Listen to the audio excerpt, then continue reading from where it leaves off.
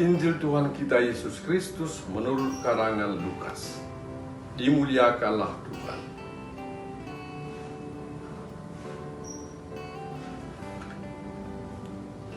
Ketika genap waktu pentahiran menurut hukum Taurat Musa, Maria dan Yusuf membawa anak Yesus ke Yerusalem untuk menyerahkannya kepada Tuhan.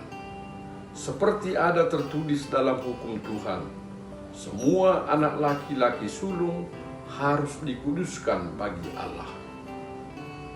Juga mereka datang untuk mempersembahkan kurban menurut apa yang difirmankan dalam hukum Tuhan, yaitu sepasang burung tekukur atau 2 ekor anak burung merpati. Waktu itu adalah di Yerusalem seorang bernama Simeon. Ia seorang yang benar dan saleh hidupnya, yang menantikan penghiburan bagi Israel. Roh Kudus ada di atasnya, dan kepadanya telah dinyatakan oleh Roh Kudus bahwa ia tidak akan mati sebelum melihat Mesias, yaitu Dia yang diurapi Tuhan.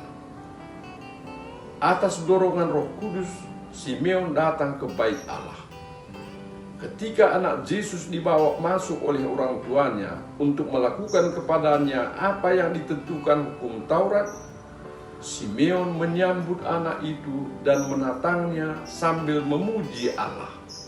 Katanya, "Sekarang Tuhan, biarkanlah hamba-Mu ini pergi dalam damai sejahtera sesuai dengan firman-Mu.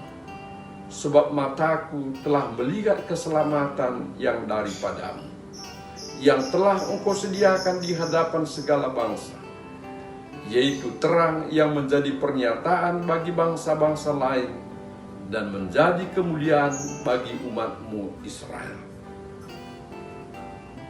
Setelah menyelesaikan semua yang harus dilakukan menurut hukum Taurat, kembalilah Maria dan Yusuf serta anak Yesus ke kota kediamannya, yaitu Nazaret di Galilea. Anak itu bertambah besar dan menjadi kuat, penuh hikmat dan kasih karunia Allah ada padanya. Demikianlah Injil Tuhan. Terpujilah Kristus. Saudara-saudara yang terkasih dalam Tuhan kita Yesus Kristus, hari ini tanggal 2 Februari 2021, umat Katolik merayakan pesta Yesus dipersembahkan di Bait Allah. Kita tadi mendengar ceritanya bagaimana Maria dan Yusuf membawa Yesus ke Bait Allah, disambut oleh Simeon, orang saleh dan benar katanya. Dan Maria juga dan Yusuf mempersembahkan menurut hukum Taurat mereka itu sepasang burung tekukur dan 2 anak burung merpati. Jadi Yusuf dan Maria sungguh-sungguh menyadari tugas dan tanggung jawabnya untuk melaksanakan apa yang ditentukan oleh hukum-hukum mereka, hukum-hukum bangsa mereka yang harus dilaksanakan terhadap anak laki-laki yang sulung dalam keluarga. Saudara-saudara yang terkasih,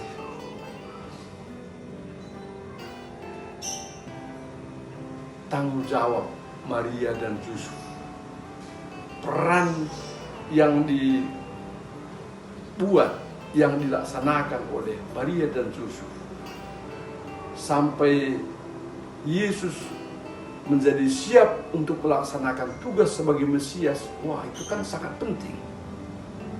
Maka dikatakan tadi dalam Lukas bab 2 ayat 40, berkat perawatan dalam keluarga itu, berkat peran Bunda Maria dan Yusuf itu, ya, dikatakan pada bab 2 ayat 40, ya, anak itu bertambah besar dan hikmat Allah ada padanya,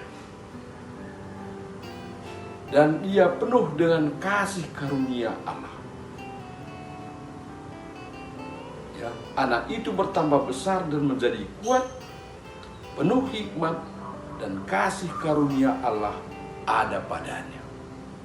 Jadi Bunda Maria dan Yusuf ya mempersiapkan Yesus sampai dia siap untuk akhirnya tampil sebagai Mesias.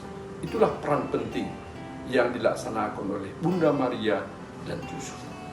Saudara-saudara yang terkasih dalam Tuhan kita Yesus Kristus, berbahagialah anak-anak yang masih punya orang tua. Benar ya? Berbahagialah anak-anak yang masih punya orang tua. Karena anak-anak membutuhkan orang tua. Anak-anak itu ya, anak itu dari kecil ya menjadi apa dia nanti, itu kan sebenarnya ditentukan oleh bagaimana orang tua mendidik, merawat, dan membesarkan anak itu. Khususnya pada momen-momen penting saudara-saudari, itu akan terasa sekali peran orang tua itu. Ya, mungkin sehari-hari ya sudah rutin kurang dirasakan kan.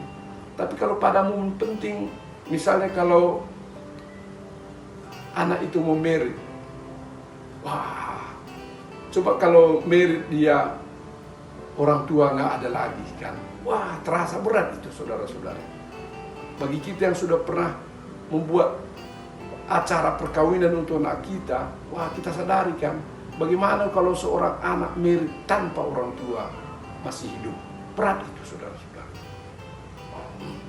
Saya kebetulan anak kami mau merit. Oh, saya pikirkan, wah untung kali lah anakku ini, kami masih hidup, saya sehat, bisa mengurus pestanya, bisa mengurus acara pemberkatan nanti supaya bagus terlaksana. Semoga kan gitu, bisa mengurus bagaimana supaya keluarga-keluarga nanti datang lengkap dengan hula-hula yang dibutuhkan, yang harus menjadi persyaratan di dalam suatu pesta. Itu semua kalau orang tua tidak ada lagi, berat itu saudara-saudara. Anak-anak membutuhkan orang tua. Berbahagialah anak yang masih ada orang tuanya, kan? Nah, saya dalam menghadapi perkawinan anak saya kan hanya satu doa saya. Semoga nanti acara berjalan baik dan anak saya nanti mampu membangun satu keluarga yang bahagia, menjadi keluarga yang lestari. Sebenarnya saudara-saudari kan, karena kebetulan anak saya ini mirip dengan orang yang bukan suku Karo. Wah, banyak komentar-komentar sebelumnya saudara-saudari, bahkan dari keluarga inti kan, mengapa harus dengan orang yang bukan sesuku? Apa nggak ada lagi orang Karo yang sesuai? Mengapa harus yang tidak sesuku? Wah, berat juga menghadapi itu saudara-saudara. Tapi saya menjawab begini kan, yang penting untuk kami, dan itu sudah kami bawakan dalam doa, yang penting untuk kami, anak itu nanti, anak kami nanti berbahagia. Gitu saudara-saudara. Yang penting dia nanti bisa membangun keluarga dan dia lestari, ya. Tidak sesudah 3 tahun jadi cerai, 4 tahun jadi pisah. Wah, itu gimana keluarga seperti itu saudara-saudara. Nah, mari kita bijak sebagai orang tua. Nah, peran kita sangat menentukan saudara-saudara. Merawat, membangun keluarga, membangun anak-anak kita, dan menciptakan bagaimana supaya anak kita sendiri bisa bahagia. Sinode ke-6 pada bulan September 2016 yang lewat, ya, sudah 5 tahun saudara-saudari, menggariskan peran orang tua adalah sebagai guru, imam, dan gembala. Sebagai guru berarti harus membekali anak-anaknya dengan pemahaman, pengertian yang utuh tentang kehidupan ini. Hal-hal kemasyarakatan yang dibutuhkan itu perlu dibekalkan kepada anak-anak kita. Bagaimana tata krama hidup yang baik, bagaimana etika hidup yang baik. Nah, yang sana panggil bengkila ya, yang sana panggil mama ya. Nah, ini hal-hal kecil saudara-saudari, tapi banyak hal-hal seperti itu. Itu peran orang tua sangat penting untuk membekali anak-anaknya. Sebagai imam berarti dia bertugas dan bertanggung jawab supaya keluarga, supaya anak-anaknya tidak menjadi sebatas orang duniawi saja, tetapi menjadi keluarga yang hidup bersama Allah. Menjadi anak-anak yang tahu bersyukur dan memuji Allah.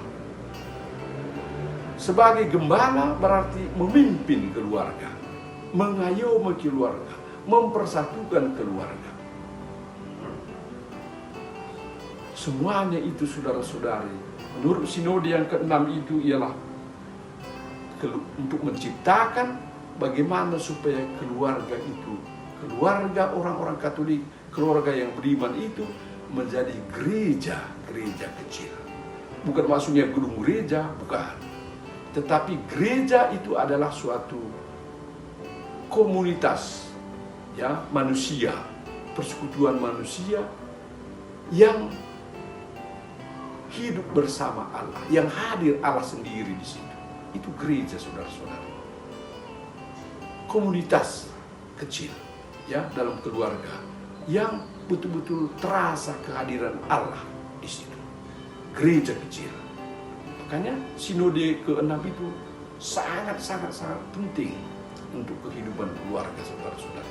Baiklah kita baca-baca juga hasil-hasil sinode supaya tidak sia-sia sinode yang sudah dibuat begitu besar dan begitu memakan biaya untuk Keuskupan Agung Medan. Saudara-saudara yang terkasih, marilah kita dalam kehidupan kita ini membuat anak-anak kita, keluarga kita menjadi milik Allah. Marilah dalam seluruh kehidupan kita, ya, kita menjadi orang tua yang akhirnya bisa mengatakan, inilah Tuhan keluargaku, persembahanku kepadamu. Seperti Maria dan Yusuf yang mempersembahkan Yesus di bait Allah. Amin.